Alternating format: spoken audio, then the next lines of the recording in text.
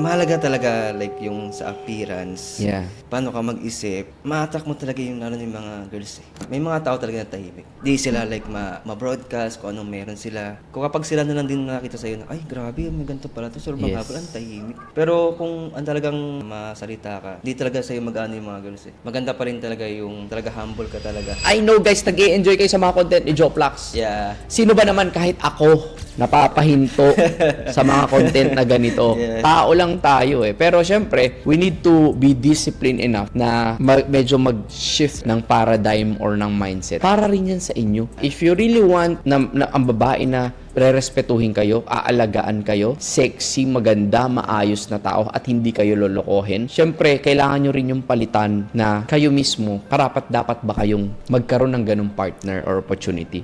So, kung ikaw ay maayos ang mindset mo, you will attract yung mga girls Talaga. na ganun din. Once ang mindset mo is ganyan na puros mga ganun.